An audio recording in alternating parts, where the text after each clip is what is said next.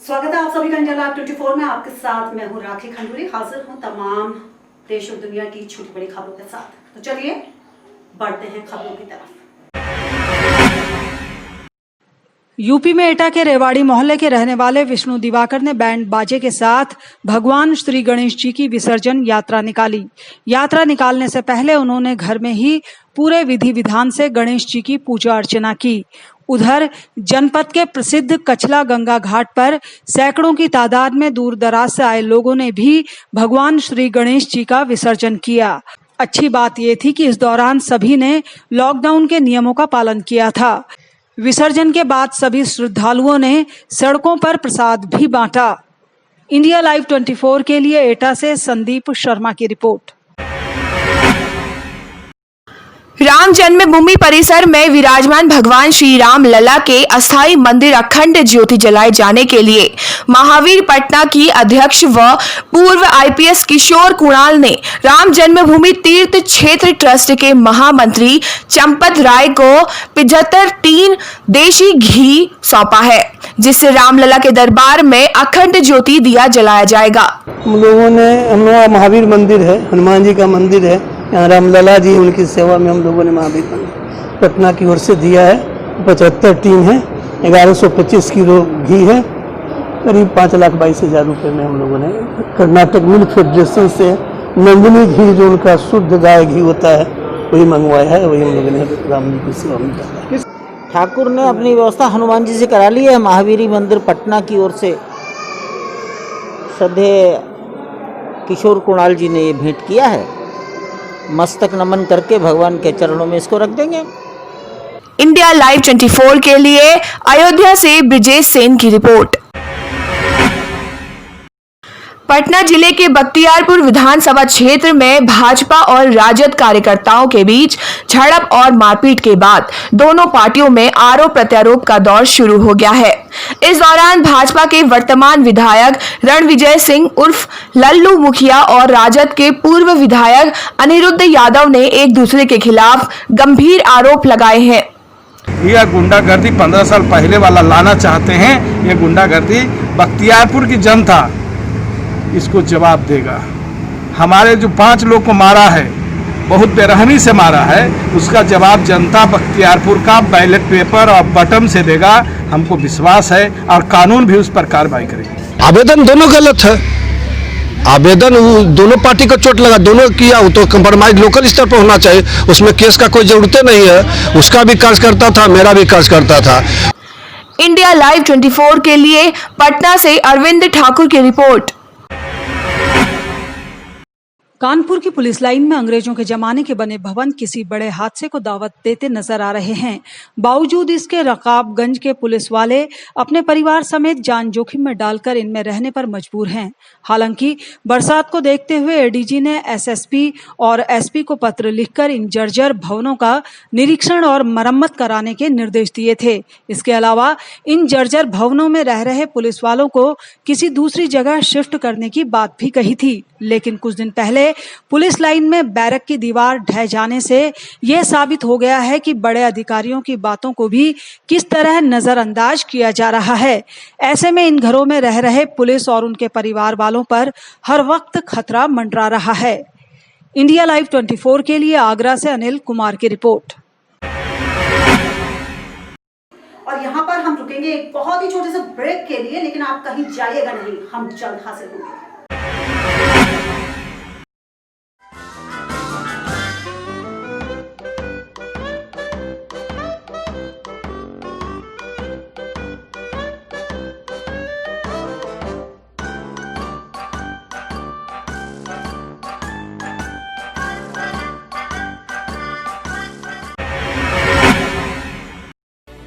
दौड़ती भागती जिंदगी में खुद को कैसे रखें फिट, मशीन के दौर में कैसे हाथों के हुनर को रखें हिट, बचपन में तालीम का, जवानी में EMI का, तो बुढ़ापे में अकेलेपन का कैसे करें बोझ कम। सिर्फ एक राह, प्रकृति से जुड़ें, प्राकृतिक अपनाएं, योग से जुड़े जिंदगी अपनाएं। देखिए हमारा खास कार्यक्रम योग है तो जिंदगी है, रोज सुबह 6 बजे इंडिया लाइव 24 पर।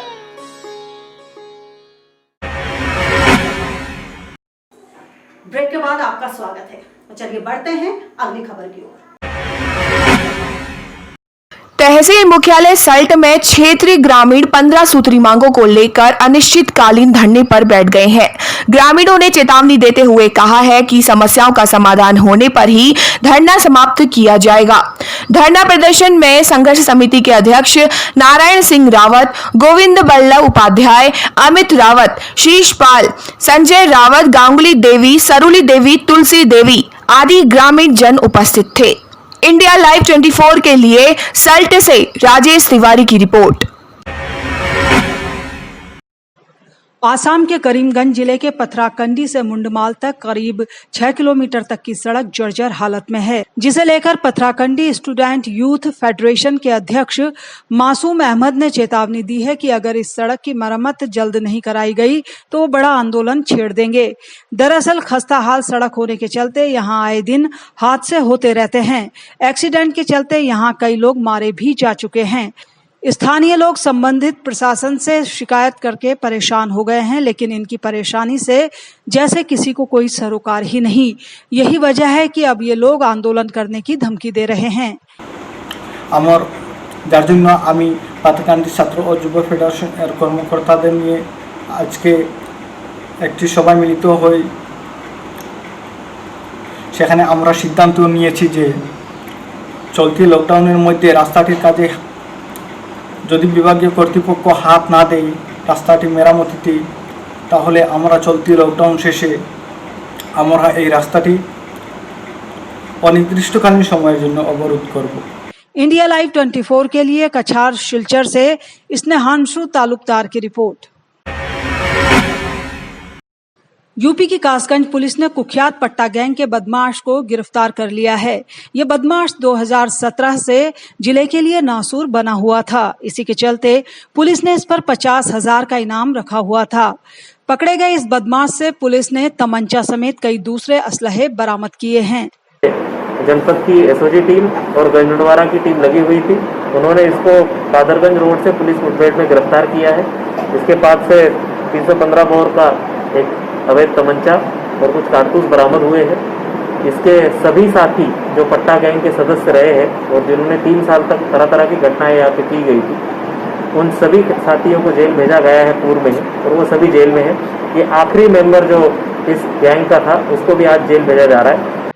इंडिया लाइव 24 के लिए गाजियाबाद से प्रतीक गुप्ता की रिपोर्ट। काशीपुर में 11 दिन पूर्व हुई सड़क दुर्घटना में गंभीर रूप से घायल व्यक्ति के उपचार के दौरान एक निजी हॉस्पिटल में मौत हो गई। परिजनों ने अस्पताल प्रशासन एवं डॉक्टर पर लापरवाही का आरोप लगाते हुए कोतवाली में तहरीर दी है। और उन्होंने रात ही सर्जरी इमरजेंसी के लिए बोला, हमने रात ही सर्जरी करवा दी उसकी, और जो कि सर्जरी हमें नहीं लगता कि वो सही हुई थी, और जो होनी चाहिए थी वो गलत हुई है।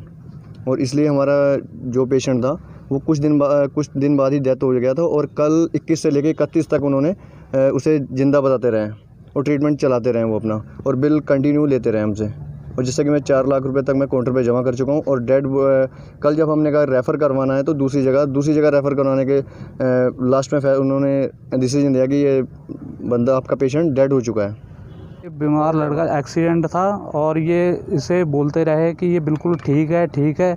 जब हमने इसे रेफ़र करने के लिए कहा तो इन्होंने बोला, तब जब प्रेशर हुआ इन पे भी इन्हें पता चल जाएगा, तो इन्होंने डेथ बता दिया इस लड़के को। और ये पहले हॉस्पिटल जीवन रेखा के नाम से बदनाम था। इन्होंने नाम उजाला रखा है पर काम वही है और ट्रीटमेंट नहीं है यहाँ पे, सिर्फ पैसा लूटते हैं।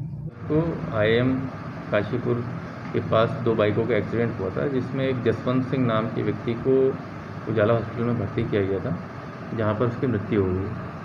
तो इसमें उन्होंने जो दूसरा बाइक सवार था उस बाइक सवार के खिलाफ तहरीर दी काशीपुर कोतवाली में, और साथ ही साथ उजाला हॉस्पिटल के विरुद्ध भी लापरवाही की तहरीर दी गई है। इंडिया लाइव 24 के लिए काशीपुर से जुगनू खान की रिपोर्ट।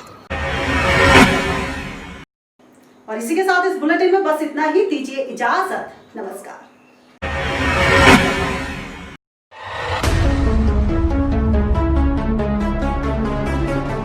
खबरें सिर्फ खबरें न रहें, इनकी तह तक जाएंगे हम। सवाल हो तालीम का या बात हो आपके अधिकारों की, आपके हक की आवाज उठाएंगे हम। सीमा पर जवान से खेत में किसान तक, हिंद के हर योद्धा से आपको रूबरू कराएंगे हम। पड़ोसी की चाल से अपनों की ढाल तक, हर मुल्क के नजरिए को आईना दिखाएंगे हम। आंतरिक से अर्थ तक और रक्षा से विदेश तक, आपके लिए हर नित के मायने आपको समझाएंगे हम। तिरंगे के रंगों से उभरी हर तस्वीर तक, ग्रामीण भारत से वैश्विक भारत तक, देखिए हमारे साथ सिर्फ इंडिया लाइव 24 पर।